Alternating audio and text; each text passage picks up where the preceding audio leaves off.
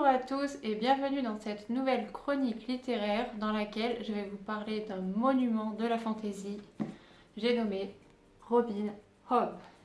Mais d'abord, un café.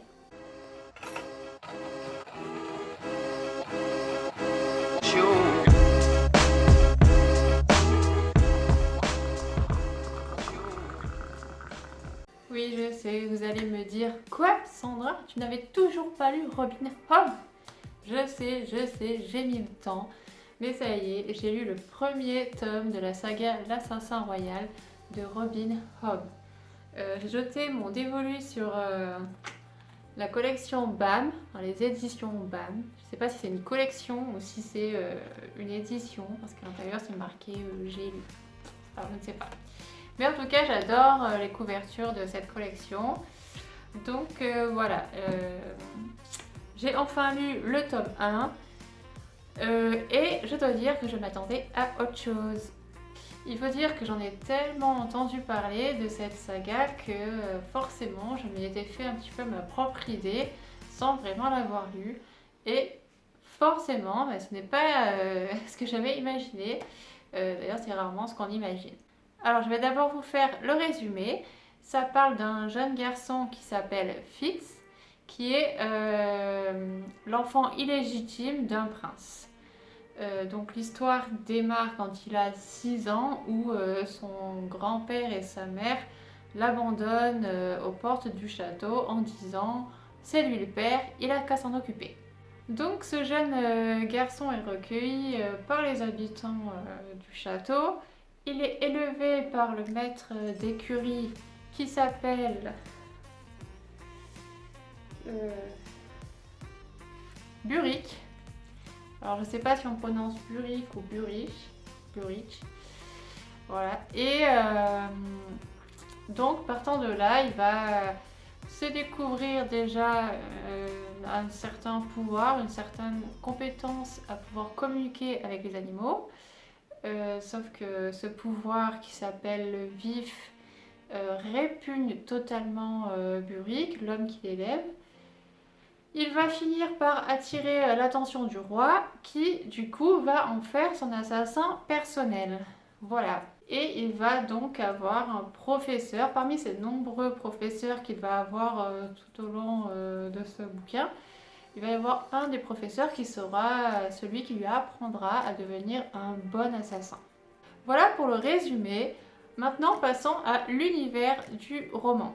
Donc là, clairement, nous sommes dans une époque médiévale.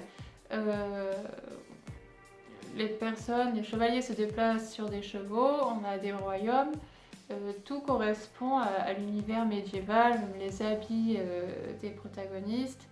On est clairement dans du médiéval. On est dans de la fantaisie, mais c'est très très léger.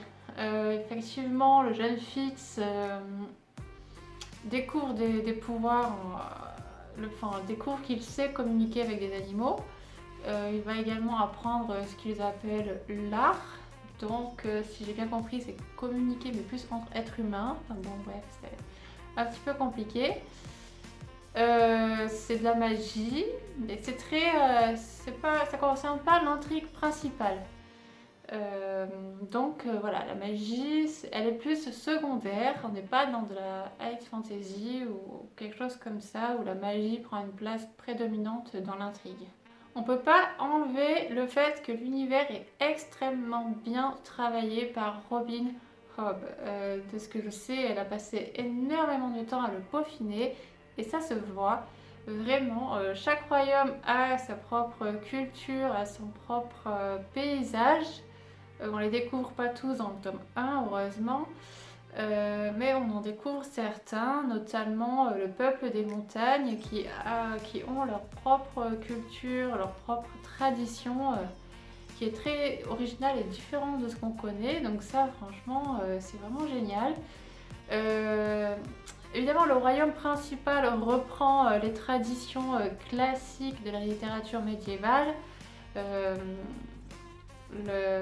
L'aîné hérite du trône. La famille royale est intouchable, la bourgeoisie considère à peine le peuple, et les fils illégitimes ne sont pas vraiment bien considérés par tout le monde. Voilà, voilà. J'aurais peut-être aimé un peu plus d'originalité pour ce royaume principal, mais franchement, on ne peut rien redire sur cet univers qui est extrêmement bien travaillé et peaufiné dans les moindres détails. Dans les personnages principaux, donc, on va avoir Fitz, ce fils illégitime. Donc au début de l'histoire, il a 6 ans et à la fin, je crois qu'il a dans les 13-14 ans, à la fin de ce premier tome. On va avoir Burrick, donc, qui va l'élever, qui sera le maître d'écurie. Et son professeur, entre guillemets, principal, peut-être celui qui prend un peu plus de place dans l'intrigue, c'est Umbre, qui sera son prof d'assassinat diplomatique. Voilà, voilà. En ce qui me concerne, pour cette lecture, je suis vraiment très très mitigée. Je serais clairement pas une fan de Robin Hobb. J'ai un peu de mal avec son style d'écriture déjà de base. Je trouve les phrases longues, parfois un peu compliquées, et il y a des longueurs dans le récit, je trouve. Ensuite, il y a une chose qui m'a vraiment manqué. J'ai eu énormément de mal à me plonger dans l'histoire et surtout à m'attacher aux personnages. Et au début, je pensais que c'était par rapport à cause du style de Robin Hobb qui ne me convient pas à moi. Mais en réalité, je pense que c'est parce que le personnage principal n'a pas de réel objectif. Il n'a pas un but précis qu'il essaye d'atteindre. En même temps, vous me direz, il démarre, il a 6 ans, donc ça se comprend. Mais du coup, je n'ai pas été accrochée au bouquin en me disant mon Dieu, va-t-il réussir? Parce qu'il n'y avait pas grand-chose à réussir au final. C'était plutôt de se demander, tiens, qu'est-ce qu'il va devenir?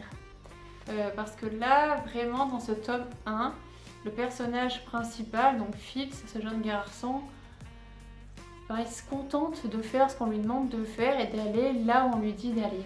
Voilà, donc on va dire que son principal objectif, c'est juste d'exister. Bon, c'est normal, c'est le tome 1, il a entre 6 et 13 ans et c'est un fils illégitime, donc bon. Donc voilà pour ma première impression sur ce roman. Après, la fin était quand même beaucoup mieux, je dois dire. La fin rassemble tous les éléments nécessaires à une bonne fin de fantasy avec du complot, de la trahison, un peu de magie. La fin était très très bien, je crois que je l'ai très bien aimée. Mais c'est dommage de devoir attendre le dernier quart du bouquin pour vraiment être intéressée. Après, c'est le tome 1 d'une très longue saga, même de plusieurs sagas qui s'entremêlent, donc c'est normal que ça prenne du temps. Que la mise en place soit un peu longue, il faut découvrir l'univers, il faut découvrir les personnages. Donc voilà, c'est normal que ça soit un peu long. Je lirai quand même la suite parce que j'ai quand même acheté du coup voilà les 5 tomes suivants, ce que j'ai acheté en lot.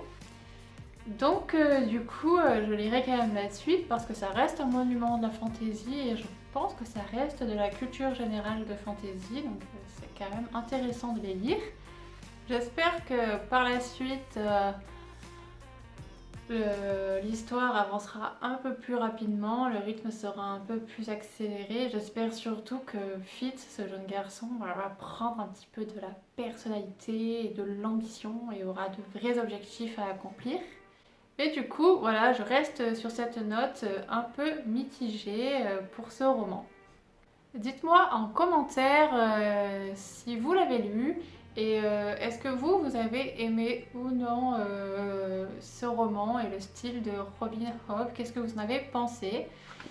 Si vous avez aimé cette vidéo, merci de la liker, ça m'encourage énormément. Et merci également de vous abonner à la page, à la chaîne YouTube si ce n'est pas encore fait. Je pense que le bouton doit être par là. Et vous pouvez également me suivre sur Instagram avec l'arrobase Sandra-8auteur.